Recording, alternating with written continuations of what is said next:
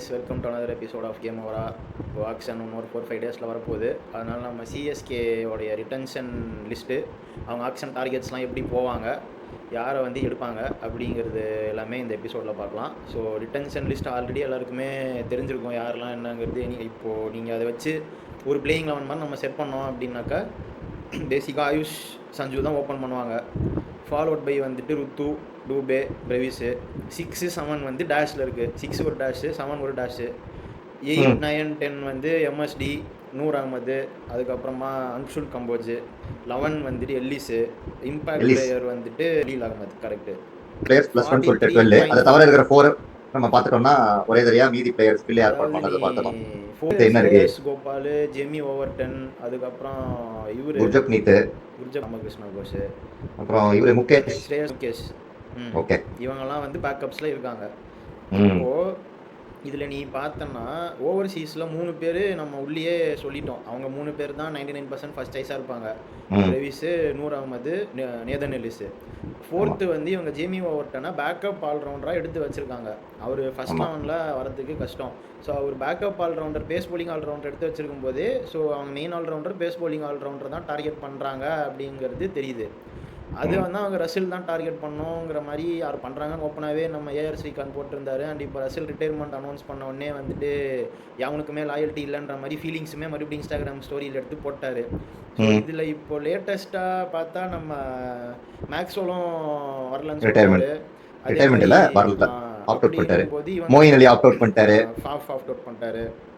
இவங்க 3 பேருமே பிஎஸ்எல் ஆட போகிறாங்க அப்படின்ற மாதிரி பேசிக்கிறாங்க. போன வாட்டி அன்சோல்டுன்னு போகும்போது பேஸ் ப்ரைஸில் தூக்கி எடுத்தாங்க. அண்ட் அவரை எல்லா மேட்சும் ஆடவும் வைக்கல டெல்லி கேபிட்டல்ஸ். மொயின் அலி அன்சோல்டாக போய் I think second accelerated action ரவுண்டில் பேஸ் ப்ரைஸில் போனார்.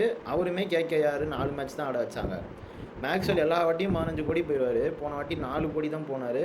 அவரையுமே ஹாஃப் த சீசனில் போன 2024 ஆர்சிபி பாதி சீசனில் உட்காந்து வச்சிட்டான். இந்த வாட்டியும் வந்துட்டு பிபிகேஎஸ் பாதி சீசனில் பெஞ்ச் பண்ணிட்டான். அப்படிங்கும்போது அவர் ஒருத்தர் தான் வந்து ஹானஸ்டான ரீசன் கொடுத்துருக்கிறது. என்ன, நான் ஒழுங்காகவே பர்ஃபார்ம் பண்ணல, என்ன மதிக்க மாட்டேங்கிறாங்க, நான் வரலங்க அப்படின்னு சொல்லி அவர் சொல்லிட்டாரு ஓப்பனாகவே. ஸோ பேசிக்காக இங்கே வந்தால் சோல்ட் ஆகுமா, சோல்ட் ஆனாலும் பிளேயிங் 11ல் சான்ஸ் கிடைக்குமான்ற மாதிரி ஒரு கொஸ்டின் மார்க் இருக்கும்போது அவங்க சரி பிஎஸ்எல்லும் சேம் டைமில் இன்னொரு லீக் இருக்குது, அங்கே போனால் நமக்கு வந்துட்டு கேப்டன்சிலாம் கொடுத்து எல்லா மேட்சும் ஆட வைப்பாங்க, நம்ம லெஜெண்ட் நம்மலாம் அவங்களுக்கு அப்படின்னு சொல்லிட்டு அங்கே போகிறாங்க. ரசிலோடது இவங்க எவ்வளோ தான் இப்போ ரசில் நேத்திக்கு ஸ்டேட்மெண்ட்லாம் கொடுத்துருக்காரு. Like better retire when people are asking why rather than when அப்படின்ற மாதிரிலாம் சொல்லியிருக்காரு. பட் இது பியூர்லி ஒரு ஸ்ட்ராட்டஜி தான். கேகேஆர் வந்துட்டு ரசில் வேறு யாருக்கும் கிடைக்கக்கூடாதுன்னு சொல்லிட்டு ஒரு பேக்கேஜ் பேசி, ஏன்னா ரசில் மீதி எல்லா லீக்லேயும் கேகேஆர், அதான் எல்கேஆர், டிகேஆர் எல்லா யாருக்கும் அவன் தான் ஆடிட்டு இருக்கான். எல்லா சிபிஎல், எம்எல்சி, வாட் எவர், SA-T20லலாம். அப்படி இருக்கும்போது அவங்க இதுக்கும் சேர்த்து ஒரு பேக்கேஜ் பேசி பவர் ஹவுஸ் மாதிரி பவர் கவுச்சுன்னு போட்டு ஒன்றுத்தில் அவரை கொடுத்து உட்காத்தி வச்சிருக்காங்க. Purely strategy. யாருக்கும் கிடைச்சிட பவர் கோச் இல்ல, பவர் கவுச்.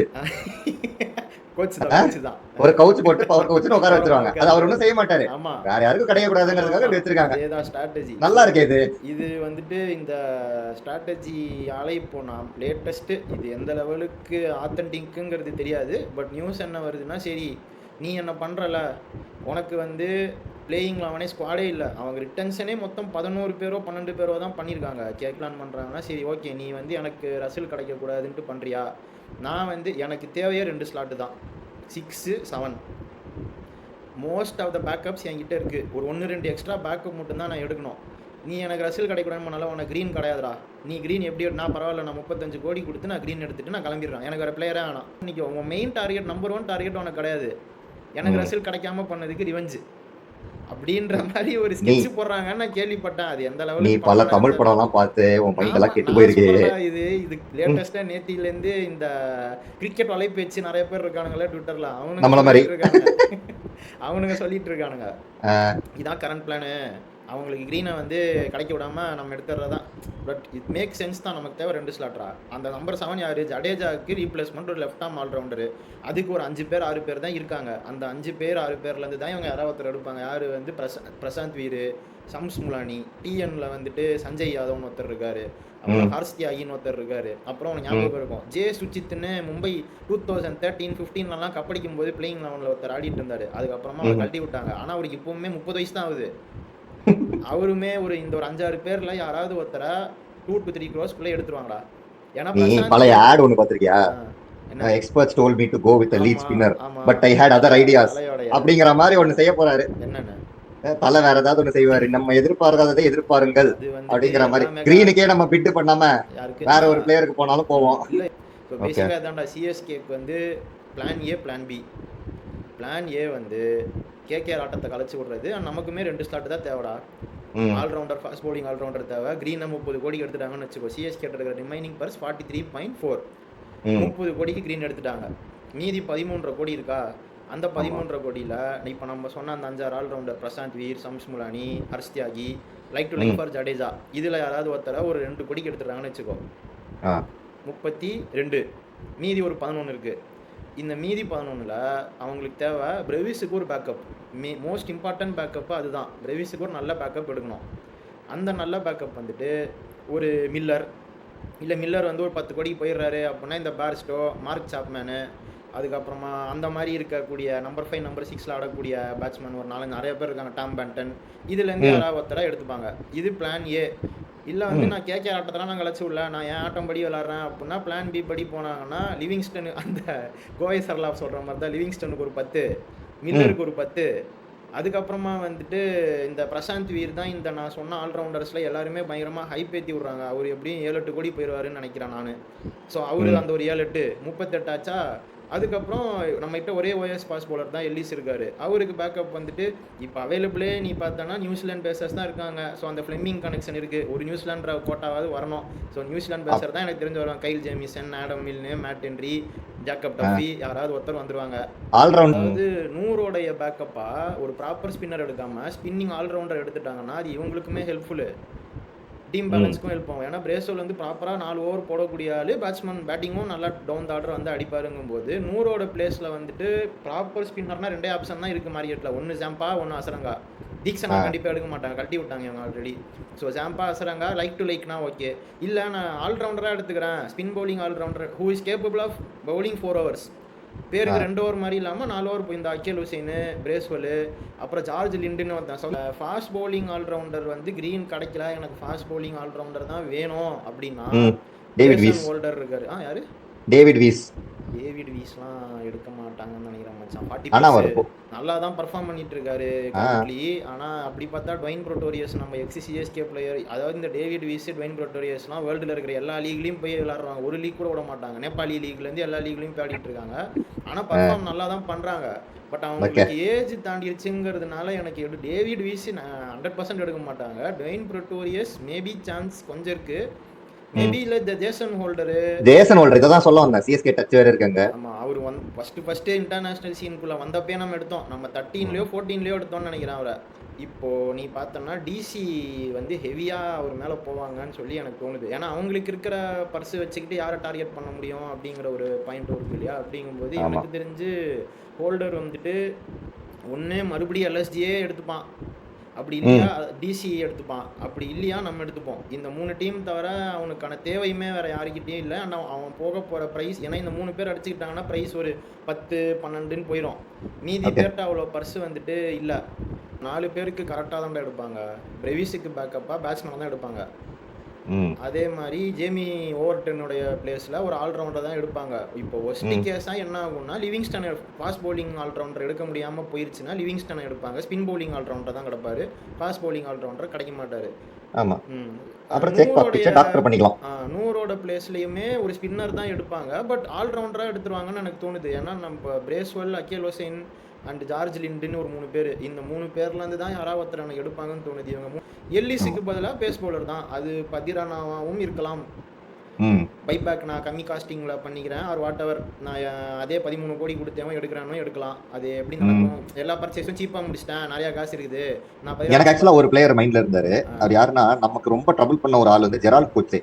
ஆமாம், அவர் கூட ஆக்சுவலாக நல்ல ஆப்ஷன். அவர் டிஎஸ்கேல ஜேஎஸ்கேலாம் ஆடிட்டு இருக்காரு, இப்போ கரண்ட்லி எடுக்கலன்னு நினைக்கிறேன். இந்த வாட்டி வேற டீம் போயிட்டாருன்னு நினைக்கிறேன். ஸோ அவர் வந்துட்டு அவருமே நல்ல டார்கெட் தான். Gerald Coetzee, Adam Milne, Matt Henry. இப்போ ஃபாஸ்ட் பவுலிங் ஆல்ரவுண்டர்ஸுங்கிறது மார்க்கெட்டில் தெரிஞ்ச எஸ்டாப்ளிஷ்டு 2 பேர் தான் இருக்காங்க இல்லையா? Green, holder.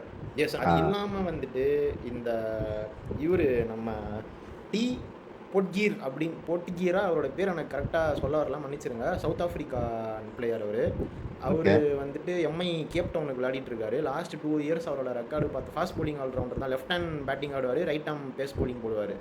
செம்மையாக நல்லா தான் ஆடுறாரு. அதே மாதிரி வியான் மல்டர், இப்போ நான் லாராவோட ரெக்கார்டை பீட் பண்ண மாட்டேன், அவர் ஒரு தங்கமான ராசான்ற மாதிரிலாம் டிக்ளேர் பண்ணிட்டு பேட்டி கொடுத்தாரு பாவமா. அவரும் சவுத் ஆஃப்ரிக்கன் ஆல்ரவுண்டர் தான் அவர். அதுக்கப்புறமா நீ பார்த்தோன்னா இன்னொரு சவுத் ஆஃப்ரிக்கன் ஆல்ரவுண்டர் வந்துட்டு டயான் ஃபாரஸ்டர் அப்படின்னு சொல்லிட்டு ஒருத்தர் இருக்காரு, சின்ன பையன், 20 இயர்ஸ். இதெல்லாம் நீ சொல்றது வந்து ஃபாஸ்ட் போலிங் ஆல்ரவுண்டர் தான். ஆமாம். ஓகே. அதுக்கப்புறமா பார்த்தோன்னா ஆரன் ஹார்டி, பட் அவர் ரொம்பவே ஃபார்ம் அவுட்டாக இருக்கார். அவர் பிபிகே ஸ்குவாட்லேருந்து இப்போ ரிலீஸ் பண்ணிட்டாங்க, ரீடைன் பண்ணாமல். பிபிடியூ ஃபோர்டுன்னு ஒருத்தர் வெஸ்ட் இண்டீஸ் டீமில் ஆடிட்டு இருக்காரு, லிமிட்டட் ஓவர்ஸில் ஆடுறாரு. சூப்பராக, அவருமே நல்லா தான் பர்ஃபார்ம் பண்ண, நல்லா ஹார்ட் ஹிட்டிங்காக அடிக்கிறாரு, பவுலிங் போடுறாரு. இன்னைக்கு ஆடினவருமே ஆல்ரவுண்டர் தான், 200 எவ்வளோ ரன் அடிச்சிருக்காரு. கிரீவர்ஸ் அவருமே ஃபாஸ்ட் பவுலிங் ஆல்ரவுண்டர் தான், ஜஸ்டின் கிரீவ்ஸ். அதனால இந்த மாதிரி நிறைய ஆப்ஷன்ஸ் இருக்கு. மிட்ச் சாண்டனர், ரவி ஜடேஜா மாதிரி லியாம் டாசன் எடுத்துக்கோமா? ஆமா, லியான் டாசன் இருக்காரு. அதுக்கப்புறமா வந்து டான் மவுஸ்லின்னு ஒருத்தர் இருக்காரு, அவர் வந்துட்டு குணால் பாண்டியாவோட தம்பி மாதிரி பவுன்சர், யாக்கர்லாம் வந்துட்டு ஸ்பின்லயே பயங்கரமா இறக்குறாரு அவர். ஆனால் ஆஃப் ஸ்பின் போடுறாரு. ஆனால் வந்துட்டு அப்படியே குணால் பாண்டியா ஆஃப் ஸ்பின் போட்டால் எப்படி இருக்குமோ அந்த மாதிரி தான் யாக்கரா இறக்குறாரு. நெத்திக்கு பவுன்சர் போடுறாரு, ஆனால் ஸ்பின்னர். ஓகே. அவருமே நல்ல ஐடியாவாக பவுலிங் போடுறாரு. அவருமே ஒரு நல்ல ஆப்ஷன் தான், பேட்டிங்குமே ஓரளவுக்கு நல்லாவும் ஆடுறாரு. ஸோ சிஎஸ்கே வெங்கடேஷ் ஐயரை டார்கெட் பண்ண போகிறாங்கன்னு சொல்லிட்டு, பட் நான் ஒரு ப்ரெடிக்ஷன் வச்சுருக்கேன், வெங்கடேஷ் ஐயரை ஆர்சிபி தான் எடுப்பாங்க. ஏன்னா டிகேக்கு வெங்கடேஷ் ஐயரை ரொம்ப பிடிக்கும். ஆர்சிபிக்கு டாப் ஆர்டர் பேக்கப் பிளேயரே கிடையாது. கோலிக்கும் டேவதட் படிக்கலுக்கும் இன்ஜுரி ஆச்சுன்னா டிகே தான் பேடை கட்டிட்டு போய் ஆடணும். அவங்க டீமில் இந்தியன் பேட்ஸ்மேனே கிடையாது.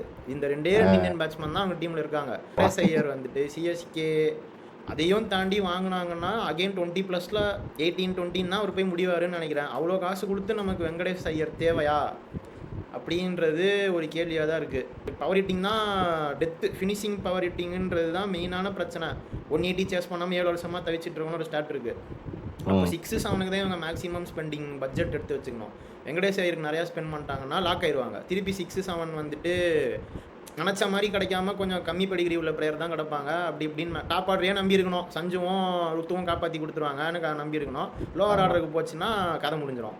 போன வருஷம் நம்ம கிட்ட ஒரு 3 பேர் இருந்தானுங்க, அந்த மாதிரி ஒரு 3 பேர் எடுத்து ஹோலி ட்ரினிட்டியை தான் மறுபடியும் எடுக்கணும் திருப்பியும். ஆமாம் ஃப்ரெண்ட்ஸ், சிஎஸ்கேவோட domestic Indian batters, lower order batters பற்றி பேச மறந்துட்டோம். லைக் ஃபினிஷர்ஸ், பவர் ஹிட்டர்ஸ் வந்துட்டு கார்த்திக் சர்மா, சல்மான் நிசார், அதுக்கப்புறம் தமிழ்நாடு பிளேயர்ஸ் ஆர் ராஜ்குமார், நிதிஷ் ராஜகோபாலன். அதுக்கப்புறமா இந்த இதுலேருந்து அவங்க யாராவது ஒருத்தர் எடுக்கிறதுக்கு சான்ஸ் இருக்குது. ஏன்னா அவங்க லோவர் ஆர்டர் இந்தியன் ஹிட்டருக்குமே போவாங்க. ஸோ அதான் கைஸ், நம்ம விஷ் லிஸ்ட் படி சிஎஸ்கே எடுப்பாங்க. நம்ம இப்போ டிஸ்கஸ் பண்ண பிளேயர்ஸ்லாம் எடுப்பாங்கன்னு நம்புவோம். இன்னொரு 5 டேஸில் ஆக்ஷன் வரப்போகுது, நல்லபடியாக இருப்பாங்க. மறுபடியும் ஹோலி ட்ரினிட்டி பக்கம்லாம் போயிட மாட்டாங்கன்ற மாதிரி நம்ம நம்புவோம்.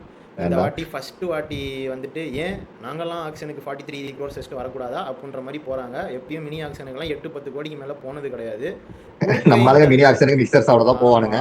இந்த வாட்டி எப்பயும் போல் அந்த டிசி அங்கிள், எல்எஸ்ஜி அங்கிள்லாம் வந்து நடுவில் வராமல் அந்த சுதாகர் சொல்கிற மாதிரி யாராவது நிறுத்துங்களேன்டா, வந்துட்டே இருக்கான் பாருங்கடா அப்படின்ற மாதிரி நடக்காமல் நல்லபடியாக நம்ம நினச்ச பிளேயர்ஸ் எல்லாம் வாங்கணும். இதில் எப்பயும் நீ சொன்ன மாதிரி அவுட் ஆஃப் சிலபஸாக வேறு ஒரு ஹோலி ட்ரினிட்டியை ஃபார்ம் பண்ணிட்டு வந்துட்டாங்கன்னா என்ன பண்ண போகிறோன்னு தெரியல. Let's hope for the best. அடுத்த எபிசோடில் மீண்டும் சந்திப்போம். வீடியோ பிடிச்சிருந்தா சர்ப்ரைஸ் பண்ணுங்கள், லைக் பண்ணுங்கள், ஷேர் பண்ணுங்கள். நன்றி, வணக்கம்.